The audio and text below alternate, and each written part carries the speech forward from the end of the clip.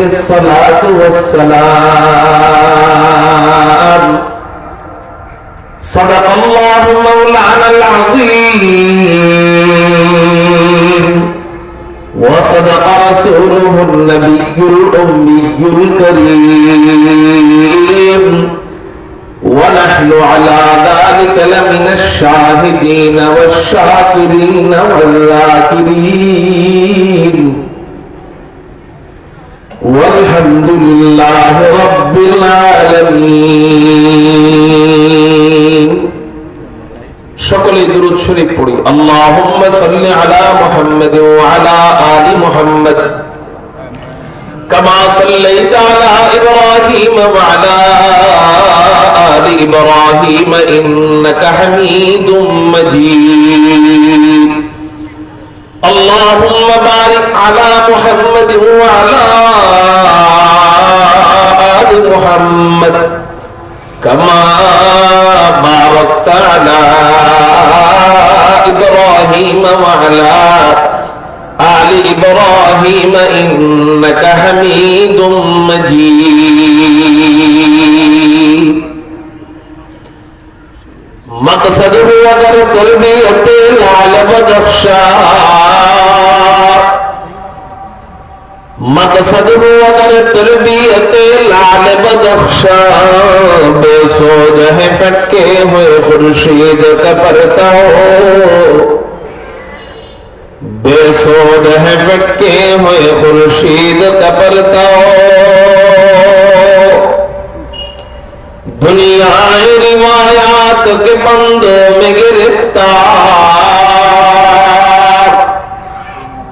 दुनिया रिवायात के बंदों में गिरफ्तार क्या मदरसा वालों की तदूदा हो क्या मदरसा वालों की तदूदा हो कर सकते थे जो अपनी ज़माने की इमामत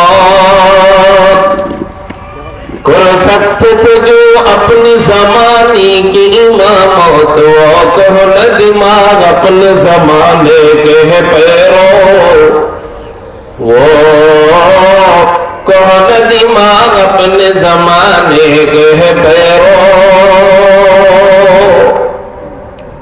अल्हम्दुलिल्लाह अल्लाह जल्ल जलालहु आम्म नवालहुर दरबारे लाख कोटी शुक्रिया আদায় করি যে মহান রব্বে করিম আমাদেরকে সিলেট গোলাপগঞ্জ পৌরসভা ফুলবাড়ি পূর্বপাড়া যুব সমাজ কর্তৃক আয়োজিত 16তম তাফসীরুল কুরআন মাহফিলে রব্বে কায়নাত রব্বে করিম আমাদেরকে আসার বসার তৌফিক দান করেছেন সেই জন্য সবাই অন্তরের অন্তঃস্থল থেকে শুকরিয়া আদায় করি আকাশ পাতাল প্রকম্পিত করে উচ্চ কণ্ঠে চিৎকার দিয়ে বলি আলহামদুলিল্লাহ মুহতারাম হাজিরিন আমি আপনাদের সামনে একটি আয়াতে কারিমা তেলাওয়াত করেছি আল্লাহ পাক রব্বুল আলামিন কুরআনুল কারীমের মধ্যে বলেন আউযু বিল্লাহি মিনাশ শাইতানির রাজীম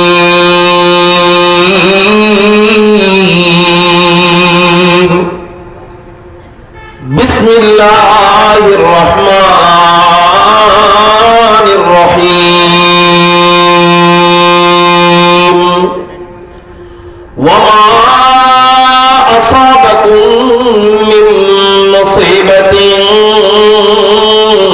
ফাবিমা কাসাবাত আইদিকুম ওয়া ইয়াফু আন কাসীর আল্লাহ বলেন তোমাদের উপর যে সমস্ত মুসিবত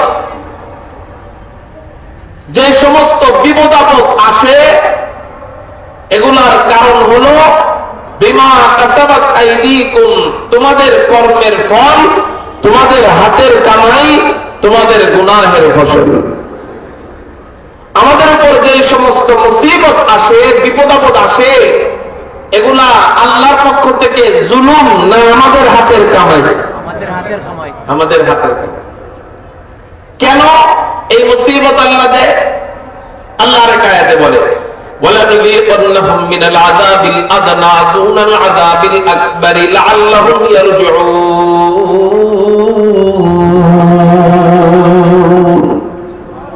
আল্লাহ পাক রব্বুল আলামিন বলেন, অবশ্যই অবশ্যই আমি আল্লাহ হাসরের ময়দানে গুরুতর আযাবের আগে ছোট শাস্তি প্রদান করব, বড় শাস্তির আগে আমি আল্লাহ ছোট শাস্তি দিব।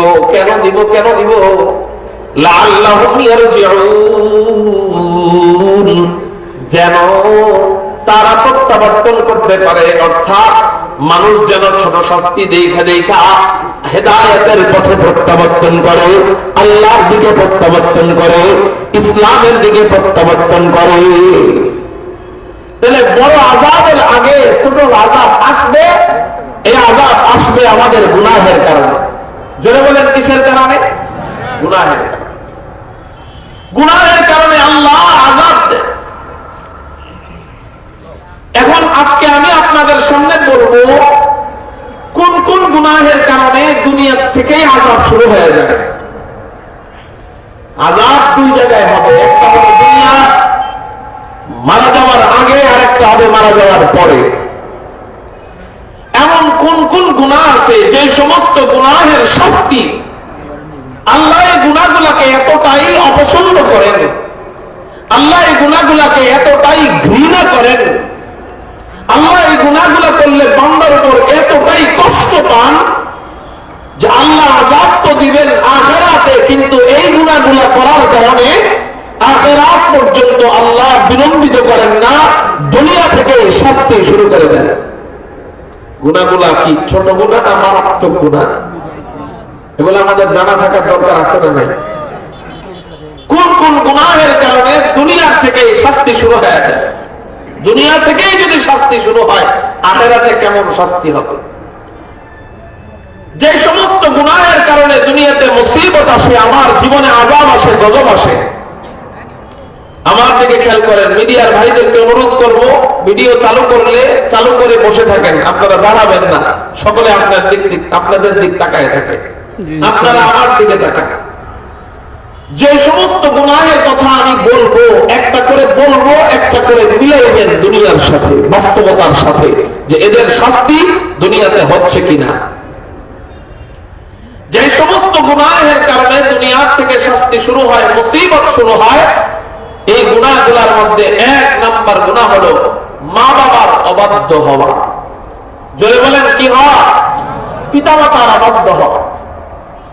নবীজি তিরমিজি শরীফের মধ্যে বলেন, قال رسول الله صلى الله عليه وسلم ثلاث دعوات مستجابات لا شك فيهن। নবীজি বলেন, আল্লাহ পাক রব্বুল আলামিন তিন ব্যক্তির দোয়া। ভাই, বয়ানের সময় খাবার দাবার আমি পছন্দ করি, এটা জানা থাকার কথা। খুব মনোযোগ দিয়ে আমার দিকে খেয়াল করেন। সালাতু দাওয়াতিন মুস্তাজাবাতুন লা শাক্কা ফীহিন্না। হুজুর আকরাম সাল্লাল্লাহু আলাইহি ওয়াসাল্লাম বলেন, তিন ব্যক্তির দোয়া আল্লাহ পাক রব্বুল আলামিন অবশ্যই অবশ্যই কবুল করবেন। লা শাক্কা ফীহিন্না, এগুলো যে আল্লাহ কবুল করবেন এর মধ্যে কোনো সন্দেহ নেই। তিন ব্যক্তির দোয়া আল্লাহ যে অবশ্যই কবুল করবেন এর মধ্যে কোনো কি নাই? সন্দেহ। ওই তিন ব্যক্তি কারা? এক নম্বর দাওয়াতুল ওয়ালিদ, পিতামাতার দোয়া। দুই নম্বর দাওয়াতুল মুসাফির, মুসাফিরের দোয়া। তিন নম্বর দাওয়াতুল মাজলুম, মাজলুমের দোয়া। এই তিন ব্যক্তির দোয়া আল্লাহ পাক রব্বুল আলামিন অবশ্যই কবুল করবেন, এর মধ্যে কোনো সন্দেহ নেই।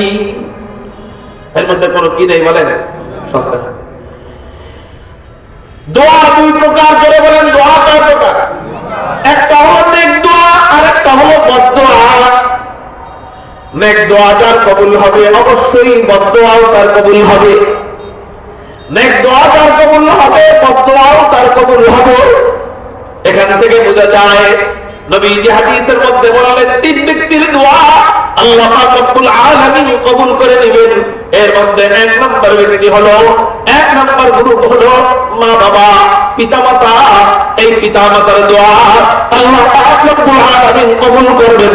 অতএব পিতামাতার নেক দোয়াও আল্লাহ কবুল করবেন, আবার বদদোয়াও আল্লাহ কবুল করবেন। এই জন্য দেখা যায় যারা মা বাবার নেক দোয়া নিতে পারে, যারা মা বাবার নেক দোয়া নিয়ে জীবন পরিচালনা করে, তাদের জীবনটা আল্লাহ সুখময় জিন্দেগি করে দেয়, তাদের জীবনটা আল্লাহ বাদশাহী জীবন দান করে দেয়। দুনিয়ার বাদশাহরা যতটা শান্তিতে নাই, মা বাবার দোয়া নিয়ে সে যে কোনো কাজ করে, আল্লাহ পাক রব্বুল আলামিন বাদশার দিলের মধ্যে যে শান্তি নাই, ওই গরিব বেচারার দিলের মধ্যে আল্লাহ তার চেয়ে বেশি শান্তি দিয়ে দেয়, একমাত্র মা বাবার দোয়ার কারণে। এই জন্য আমাদের এক উস্তাদ বলতেন, মা বাবার দোয়া নিয়ে তুমি যাই হবা বড় না হতে পারবা।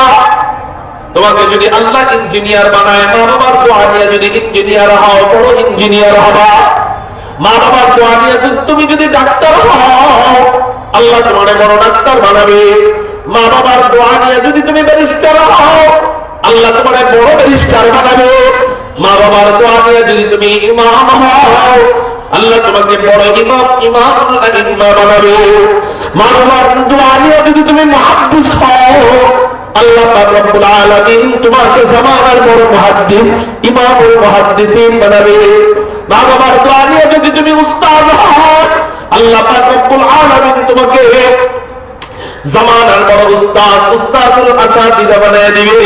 মগর মা বাবার বদদোয়া নিয়ে যদি তুমি বড় হতে চাও, আল্লাহ পাকের জাত ও ইজ্জতের কসম করে বলি, নবীজি তো হাদিসের মধ্যে বলেছেন, তাহলে আমার কসম কাটতে কোনো অসুবিধা নাই। মা বাবার বদদোয়া নিয়ে যদি তুমি বড় হতে চাও, বড় হতে তো পারবাই না, বরং বড় হওয়ার পরেও আল্লাহ তোমাকে এমন ভাবে সমাজের কাছে, পরিবারের কাছে, সংসার জিন্দেগির ভিতরে, পরিবার জিন্দেগির ভিতরে আল্লাহ পাক রব্বুল আলামিন রাষ্ট্রের কাছে, সমাজের কাছে তোমাকে অপমানিত আর লজ্জিত করে ছাড়বে। তুমি যত বড় আল্লাহ ওয়ালা হও না কেন, যত বড়ই বুজুর্গ হও না কেন, মা বাবার বদদোয়া নিলে ওই বুজুর্গের কোনো দাম নেই। বুজুর্গ হইতে পারবা, কিন্তু আল্লাহ তোমাকে নামায় দিবে। আপনারা কোনো কিছুর গন্ধ টন্ধ পাননি?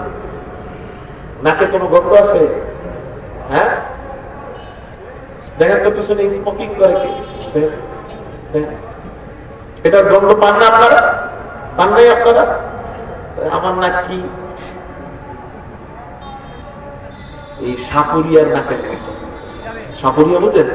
সাপ ধরে ওই দূরে জঙ্গলে সাপ, ওদিকে সাপ আছে।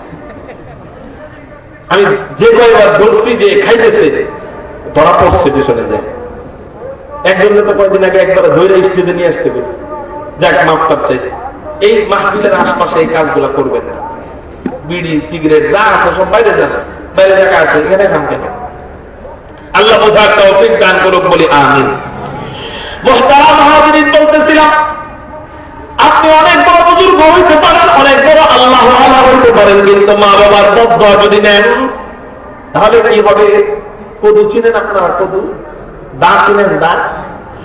দায়ের উপর রাগ করে আপনি যদি কদু দিয়ে দাঁতে আঘাত করেন, কাটবে কি? কদু।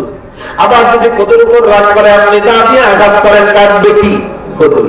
মা বাবা যদি অন্যায় না করে আপনি মা বাবার সাথে বেয়াদবি করলে আপনারই ক্ষতি হবে। মা বাবা যদি অন্যায় করে আপনি যদি মা বাবার সাথে বেয়াদবি করেন, আপনারই ক্ষতি হবে। এই জন্যই তো আল্লাহ কোরআনুল কারীমের মধ্যে মা বাবার ক্ষেত্রে ইহসানের মাসআলা বলেছেন। সব জায়গায় ইনসাফের মাসআলা, সমাজ চালাইবা ইনসাফের মাসআলা। সাবাতু ইউযিল্লুহুমুল্লাহু ফি যিল্লিহি ইয়াওমা লা যিল্লা ইল্লা যিল্লুহু। ইমামুন আদিল, সমাজ চালাইবা, ন্যায় বিচারক হতে হবে। ইনসাফের মাসআলা, ইনসাফ মানে তোমাকে কেউ একটা ঘুষি দিছে, তুমি সমান সমান প্রতিশোধ নাও। তোমার 1 লাখ টাকা কেউ মেরে খাইছে, তুমি সমান সমান প্রতিশোধ নাও, বেশি করো না। এটার নাম হলো ইনসাফ। পরিবার চালাইবা, বিবিকে চালাইবা, ইহসানের মাসআলা নয়, ইনসাফের মাসআলা। ওয়া আশরুহুন্না বিল মারুফ, সন্তানদেরকে চালাইবা, ইনসাফের মাসআলা। ফারকু বাইনা আওলাদিকুম বিল আতিয়া।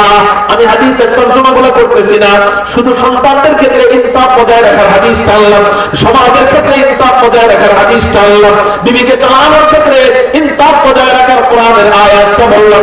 সব জায়গায় ইনসাফ ইনসাফ ইনসাফ, মানে তোমার সাথে কেউ জুলুম করলে তুমি সমান সমান প্রতিশোধ নাও, এটার নাম হলো ইনসাফ। আর ইহসান বলা হয় তোমার উপর কেউ জুলুম করলে তুমি ক্ষমা করে দাও, তোমাকে কেউ রাগ করলে তুমি ক্ষমা করে দাও। এই ইহসান আল্লাহ পাক রব্বুল আলামিন পিতামাতার ক্ষেত্রে প্রয়োগ করতে বলেছেন। তার মানে পিতামাতা যদি অবৈধ কোনো কাজের আদেশ দেয়, তোমার সাথে যদি অবৈধভাবে খারাপ আচরণ করে, তোমার সাথে যদি বেয়াদবি বলো, তোমার দোষ নাই, অন্যায় ভাবে তোমার সাথে খারাপ আচরণ করতেছে, তুমি প্রয়োজন হলে মা বাবার থেকে দূরে সরে যাও, তারপরে খারাপ আচরণ করো না, ওখানে ইনসাফের মশলা প্রয়োগ করো না, ওখানে ইহসানের মশলা প্রয়োগ করো। অর্থাৎ মা বাবা তোমার সাথে খারাপ আচরণ করলো, তোমার খারাপ আচরণ করা জায়েজ হবে না। যদি বদদুয়া লাগে যায়, তুমি ধ্বংস হয়ে যাইবা। এজন্য বলেন ইনশাআল্লাহ আমরা আমাদের জীবনে কখনো পিতামাতার বদদুয়া দিব না। কারা কারা আল্লাহু আকবার বলে দুই হাত আল্লাহর কাছে পারবো ইনশাআল্লাহ? আল্লাহ তুমি কবুল করো। সময় কম, এই জন্য একটা ঘটনা মনে পড়ছিল বুখারী শরীফের হাদিসের, শুনাইতে মনে চাইতেছিল কিন্তু বললাম না, শুধু একটা টাচ দিয়া যাই। জুরাইজ নামে এক আল্লাহওয়ালা ছিল, অনেক বড় বড় ছিল, কিন্তু ভুল বুঝা মা বদদুয়া দিছে। কি বুঝা? জুরাইজের দোষ নাই, ভুল বুঝা বদদুয়া দিছে যে আল্লাহ যেন তোরে বেশ্যার চেহারা না দেখায়, মরণ না দেয়।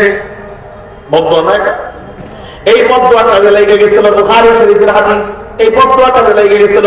আল্লাহকে বেশ্যার চেহারা দেখাইছে, লম্বা একটা ঘটনা। আমি ওই ঘটনার দিকে গেলাম না।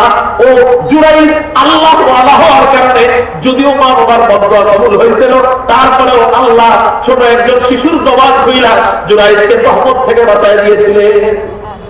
মায়ের কোলে মাত্র হইতে এমন শিশু তিনজন কথা বলছে, যারা বলেন কয়েকজন?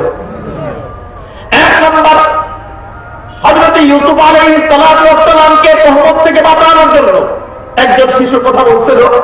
দুই নম্বর হযরত ঈসা আলাইহিস সালাতু ওয়াস সালাম তার আম্মা মারিয়ামকে তহমত থেকে বাঁচানোর জন্য কোলে কথা বলছিল। তিন নম্বর এই জুরাইজকে আল্লাহ সকলের তহমত থেকে বাঁচানোর জন্য একজন বাচ্চা জবান খুলে দিয়েছিলেন।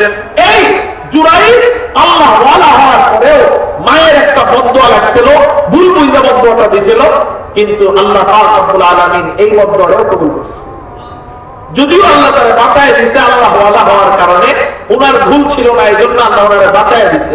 কিন্তু আমরা মা বাবার সাথে তো কত খারাপ আচরণ করি, মা বাবার বদদুয়া লেগে গেলে আল্লাহ আমাকে কিন্তু বাঁচাবে না। কারণ জুরাইজের অন্যায় ছিল না দেখে আল্লাহ বাঁচাইছে, আমার অন্যায় মা বাবার সাথে বেয়াদবি করা। ঠিক না ভাই? ঠিক। এজন্য যাদের মা নাই বাপ নাই তারা কি করবো? হুজুর এখন তো আর মাপ চাইতে পারবো না। আপনাদের যখনই মা বাবার কথা মনে পড়বে সূরা ইখলাস 3 বার পড়বেন। কয়বার? মায়ের কবরে বাবার কবরে পাঠিয়ে দিবেন, ইনশাআল্লাহ তাদের রূহানি দোয়া আপনি পেয়ে যাবেন। আর যাদের বেঁচে আছে, আমরা বিবির পক্ষ হয়ে মার সাথে কখনো চোখ ঘুরাইয়া কথা বলবো, আঙ্গুল তুলে কথা বলবো, আজকেই মাফ চাবো যে বাড়িতে যে, অথবা কালকেই মাফ চাবো যে আব্বু আপনি আমাকে যা করছি পিছনে না বুঝা করছি, মাফ করে দিয়েন। আম্মু আপনি আমাকে মাফ করে দিয়েন। ইনশাআল্লাহ আপনি দেখা রাখেন, আল্লাহ আপনাকে যে কোনো কাজের সফলতা দান করবে। আপনি বিদেশে গেলেও বড় প্রবাসী, বড় ধনী হইতে পারবেন, দেশে থাকলেও বড় হইতে পারবেন। পারবেন ইনশাআল্লাহ। আল্লাহ তুমি কবুল করো, বলি আমিন। মা বাবা বাইচা থাকলে এই নেয়ামত নেন, মারা গেলে আর পাইবেন না। এক নম্বর, যে সমস্ত গুনার কারণে দুনিয়াতেই শাস্তি শুরু হয়ে যায়, খেয়াল করেন আমার দিকে। এর মধ্যে কয়টা গুনাহ বললাম? একটা গুনাহ, সেটা কি? মা বাবা বদদুয়া। দুই নম্বর গুনাহ, যে সমস্ত গুনাহের কারণে দুনিয়া থেকে শাস্তি শুরু হয়ে যায়, দুই নম্বর গুনাহ হলো জুলুম করা। জোরে বলেন, দুই নম্বর গুনাহ কি? নবীজি তিরমিজি শরীফের মধ্যে জানায়া যায়, قال رسول الله صلى الله عليه وسلم ما من اجدر ان يؤجل الله لصاحبه العقوبة في الدنيا مع ما يدخر له في الاخره। নবীজি বলেন আল্লাহ পাক রব্বুল আলামিন এমন কিছু গুনাহ আছে যে সমস্ত গুনাহের কারণে আল্লাহ পাক রব্বুল আলামিন আখিরাতের পাশাপাশি শুরু করে দেন। এই সমস্ত গুনাহগুলো কি কি? নবীজি বলেন মিনাল বাগি, এই সমস্ত গুনাহ হলো জুলুম করা। চিৎকার দিয়ে বলেন নাউযুবিল্লাহ। এই সমস্ত গুনাহগুলো কি কি বলেন? এক নম্বর নবীজি এই হাদিসে বলতেছেন সেটা হলো কি করা? জোরে বলেন জুলুম করা। আপনারা এবার একটু মিলায়া দেখেন যারাই জুলুম করছে তাদের অবস্থা কি হয়েছে। ফিরআউন জুলুম করেছিল, আল্লাহ পাক রব্বুল আলামিন ফিরআউনকে পানির মধ্যে চুবায় রাখছে। ক্ষমতাধর বাদশা নমরুদ জুলুম করেছিল, আল্লাহ পাক রব্বুল আলামিন ক্ষমতাধর বাদশা নমরুদকে আখিরাতেই কি শুধু শাস্তি দিবে? বলে না না না, দুনিয়া থেকেই শাস্তি শুরু করে দিতে। ল্যাংড়া মুসা দিয়া জুতা পিটা দিয়া আল্লাহর হত্যা করছে। শুধু তাই না, কারুন হামান এদেরকে আল্লাহ দুনিয়ায় শাস্তি দিতে। আবু জাহেল দুনিয়াতে জুলুম করেছিল, আল্লাহ পাক রব্বুল আলামিন আবু জাহেলকে দুনিয়াতে লাঞ্ছিত করে ওরা হত্যা করেছেন, অপমানিত করে ওরা জাহান্নামে পাঠিয়েছেন। বুশ জুলুম করেছিল, একজন সাধারণ সাংবাদিকের হাতে জুতার বাড়ি দিয়া আল্লাহর অপমানিত করেছে। অং সান সূচি মায়ানমারের প্রধানমন্ত্রী অং সান সূচি জুলুম করেছিল, এখন জেলের মধ্যে মায়ের খায়। দূরে যাওয়া লাগবে না, দূরে যাওয়া লাগবে না। এই বাংলার প্রধানমন্ত্রী নব্য ফেরাউন স্বৈরাচার খুনি হাসিনা আল্লাহ ওয়ালাদের করে জুলুম করেছিল। ইসকনের নেতাদেরকে কখনো গ্রেফতার করে নাই, ইসকনের লিডারদেরকে কখনো গ্রেফতার করে নাই, হিন্দুদের লিডারদেরকে কখনো গ্রেফতার করে নাই, ইহুদিদের লিডারদেরকে গ্রেফতার করে নাই, খ্রিস্টানদের লিডারদেরকে গ্রেফতার করে নাই, আদিয়ানিদের লিডারদেরকে গ্রেফতার করে নাই, নাস্তিকদেরকে আদর করে করে পাইলা পাইলা রাখতো, মুরগি চোরা শাহরিয়ার কবিদেরকে আদর করে করে পাইলা পাইলা রাখতো, ওদেরকে গ্রেফতার করে নাই। গ্রেফতার করতে কাদেরকে? যারা দেশের শান্তি চাইতো। আল্লাহ ওয়ালাদের লিডার আজম মিল্লাত জুনায়েদ বাগনগরী রহমাতুল্লাহ আলাইহি গ্রেফতার করেছিল। গ্রেফতার করেছিল কাদেরকে? আল্লাহ ওয়ালাদের লিডার শামসুল হক ফরিদপুর রহমাতুল্লাহ আলাইহির যোগ্য উত্তরসূরি শাইখুল হাদিস আল্লামা হাফিজুল হক রহমাতুল্লাহ আলাইহি গ্রেফতার করেছিল। গ্রেফতার করেছিল কাদেরকে? আল্লাহ ওয়ালাদের লিডার মুফতি ফজলুল হক আমিনী রহমাতুল্লাহ আলাইহি গ্রেফতার করেছিল। গ্রেফতার করেছিল কাদেরকে? বাংলার জিন্দা শাহজালাল, লক্ষ কোটি যুবকের, লক্ষ কোটি উলামায়ে কেরামদের হৃদয় স্পন্দন সেরেতান শাইখুল হাদিস ইবনে শাইখুল হাদিস আল্লামা মামুনুল হক সাহেবের মতো আল্লাহ ওয়ালাদেরকে গ্রেফতার করেছে। মধুপুরের পীর সাহেব হুজুরের মতো আল্লাহ ওয়ালাদেরকে গুলি করছে। এই খুনি হাসিনা মনে করছে ভারত তো আমার পক্ষে, নবী আমার পক্ষে, সেনাবাহিনী আমার পক্ষে, রাষ্ট্র আমার পক্ষে, বড় বড় রাজনৈতিক দল এগুলো আমার গোলামি করে, আমার দালালি করে, বড় বড় অরাজনৈতিক দল এগুলো আমার দালালি করে, সবাই তো আমার পক্ষে, সেনাবাহিনী আমার পক্ষে, পুলিশ আমার পক্ষে, র্যাব আমার পক্ষে, আমার আল্লাহর পায়ে কে, আমার আল্লাহর পায়ে কে। আল্লাহ বলেন জুলুমের শাস্তি বিএনপির করতে হবে না, জুলুম যে করে তার শাস্তি জাতীয় পার্টির করতে হবে না, তার শাস্তি হেফাজতের করতে হবে না, তার শাস্তি খেলাফতের করতে হবে না, তার শাস্তি চরমানায় করতে হবে না। যারা জুলুম করে তাদের শাস্তি তো আমার নবী হাদিসে জানায় দিয়ে গেছে, তার শাস্তি দেই আমি আল্লাহ। আল্লাহর শাস্তি যখন শুরু হয়ে যায়, পুরা ভারত, পুরা সামরিক বাহিনী যখন ওর পক্ষে, আল্লাহ স্কুল কলেজে মাদ্রাসা ছোট ছোট নাবালক শিশুদের মাধ্যমে এখন এক গণঅভ্যুত্থান উঠায় দিলেন, এক গণঅভ্যুত্থানে এক এক স্বৈরাচারকে জুতা পিটা দিয়ে দিয়া বাংলা ছাড়া করে।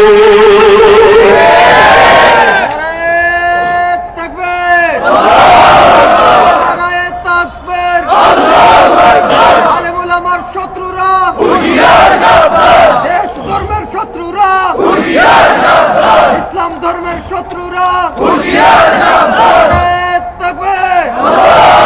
2 দিন আগে ওরা টাকার বিছানায় ঘুমাইছিল, 2 দিন আগে ওরা টাকার বিছানায় নাক গাইয়া ঘুমাইছিল।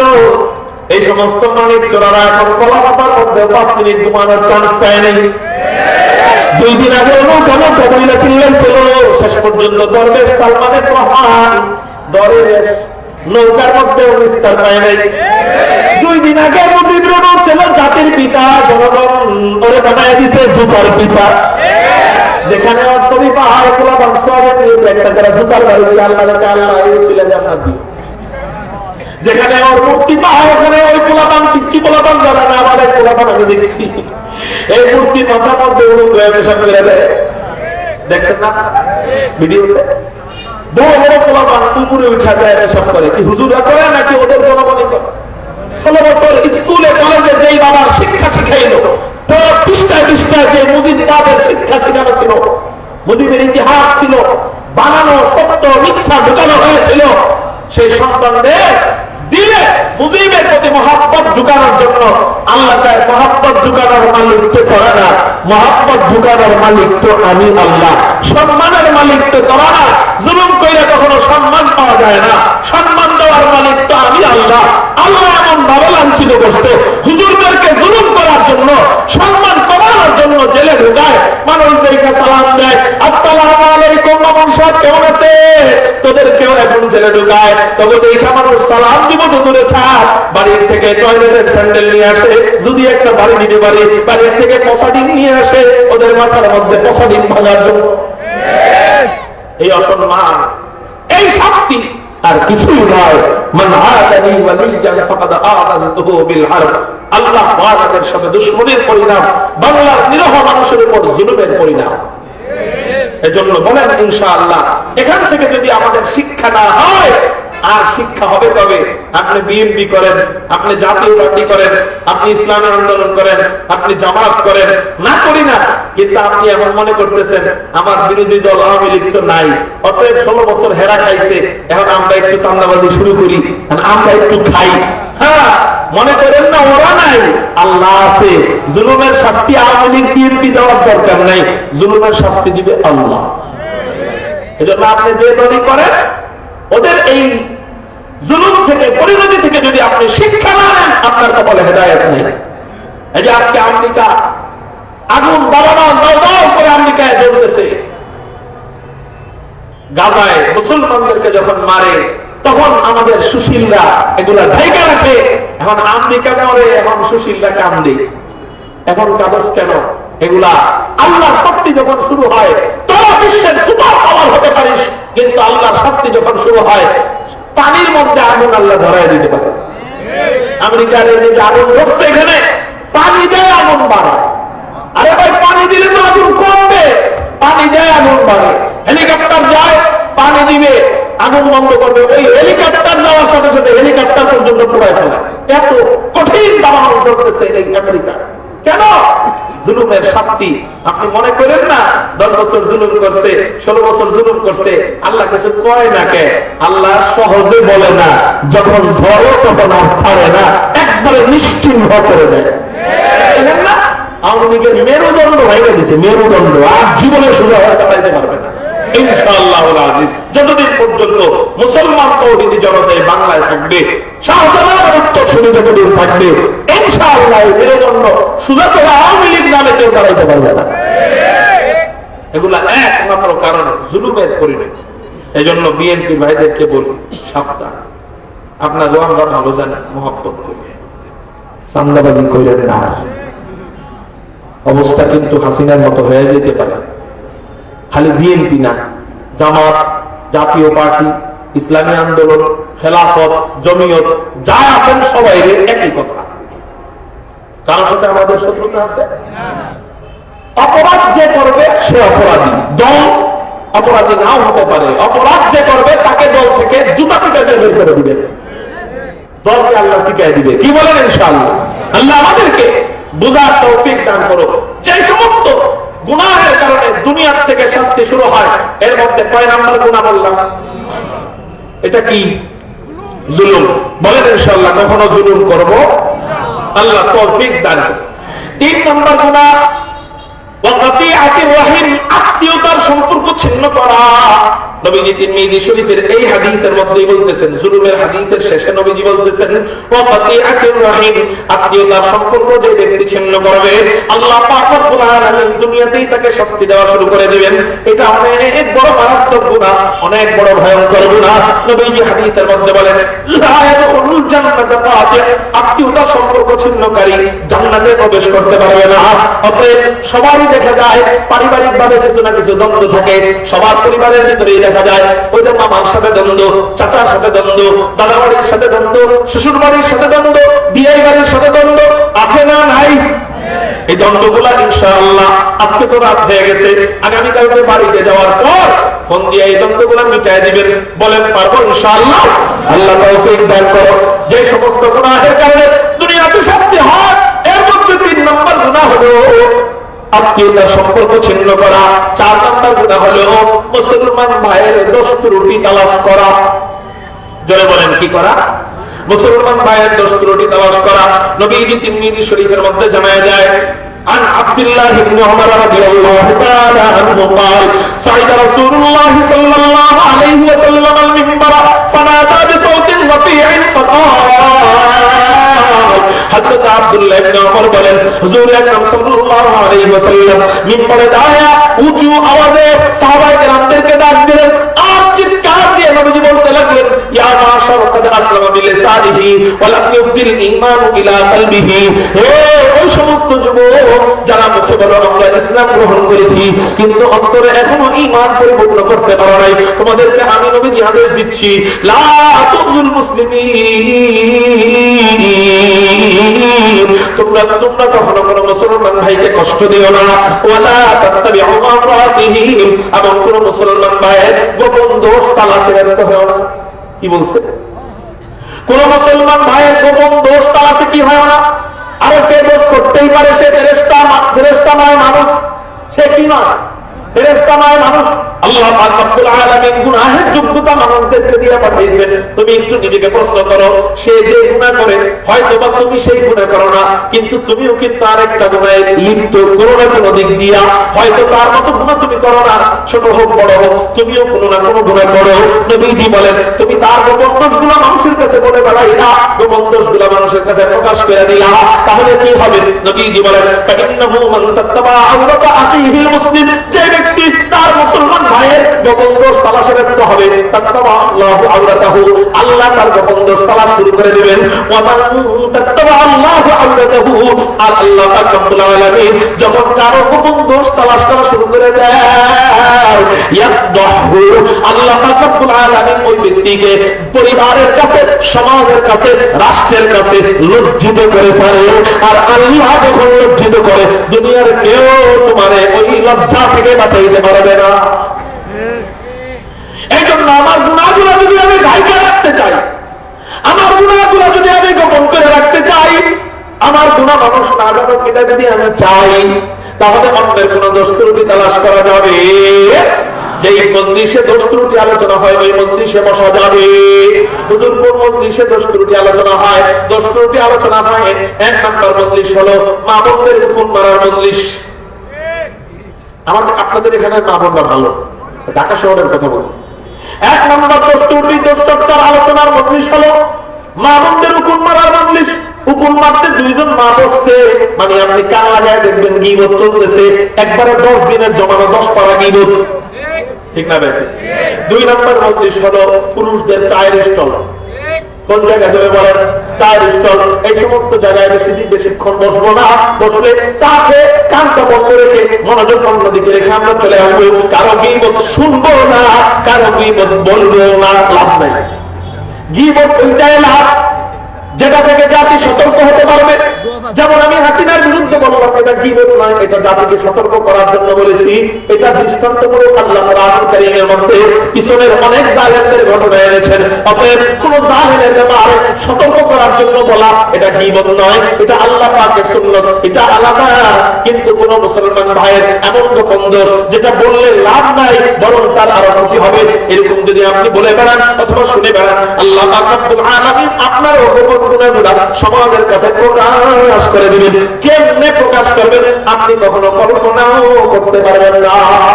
নবীজি বলে, ওয়ালাউ ফি জাওফি রাহলিহি, আপনি যদি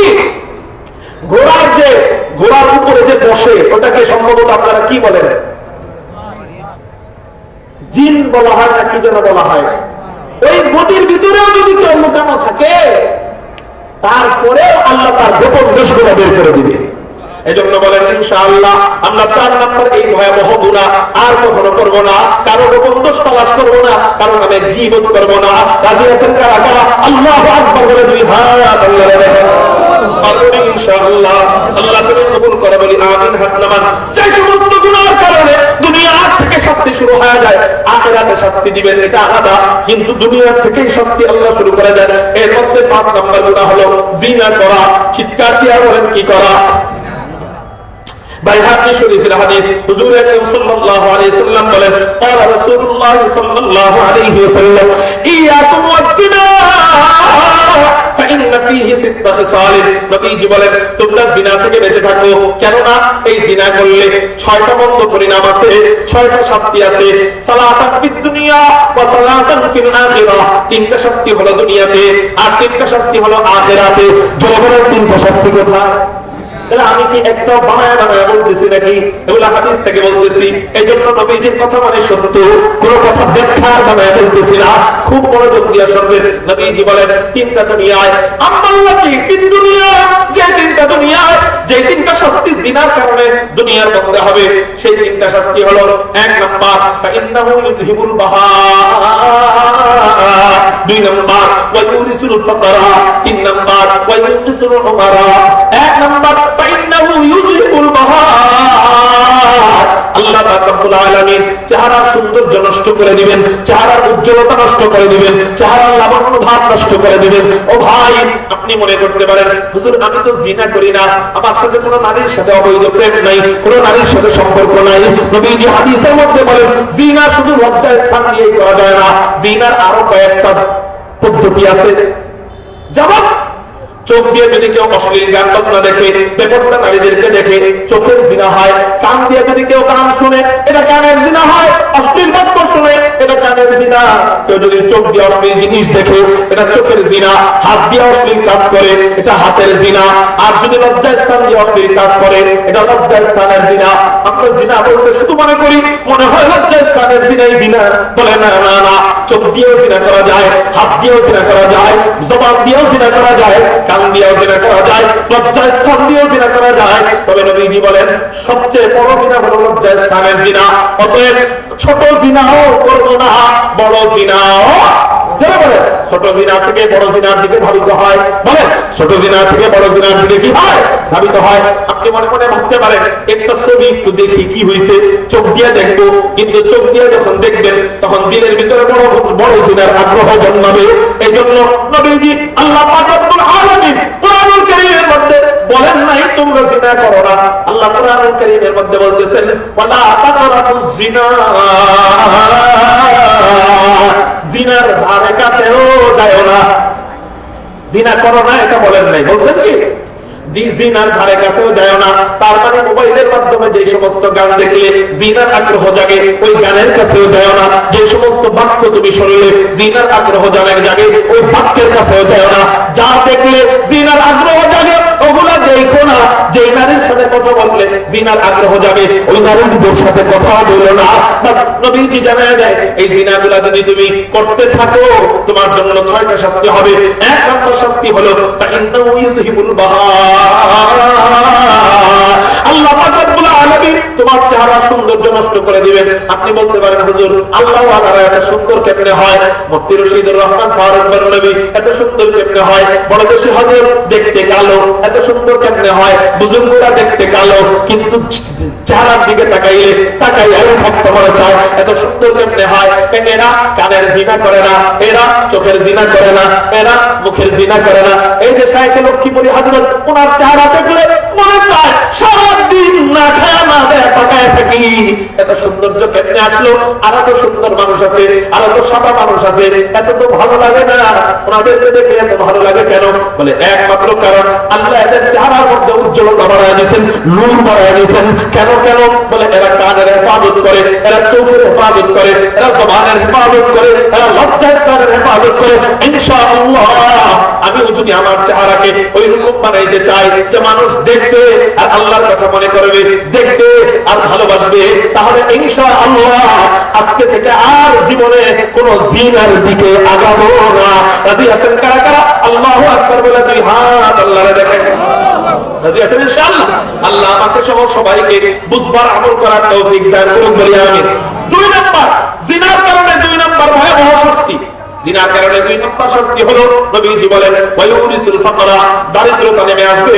অর্থাৎ যে ঘরের মধ্যে জিনা চলতে থাকে, যে ঘরের মধ্যে টিভির মধ্যে অশ্লীল জিনিস চলতে থাকে, মোবাইলের মধ্যে অশ্লীল জিনিস চলতে থাকে, যে ঘরের মধ্যে প্রেম প্রীতি চলতে থাকে, ওপেন চলাফেরা চলতে থাকে, কোনো পর্দার আলাই বালাই নেই, কোনো পর্দার পরিবেশ নাই, ওখানে চোখের জিনা হয়, কানের জিনা হয়, লজ্জাস্থানের জিনা হয়। নবীজি বলেন এই জিনাগুলোর কারণে আল্লাহ পাক রব্বুল আলামিন ওই পরিবারকে ফকির বানায় দিবেন, গরীব বানায় দিবেন। দেখতে দেখা যাবে অনেক টাকা কামাই করে, কিন্তু এমন এমন লস খাবে, এমন এমন লস হবে, দেখতে দেখা যাবে টাকা কামাই করে, কিন্তু ওই টাকা দিয়ে কোনো বরকত হবে না।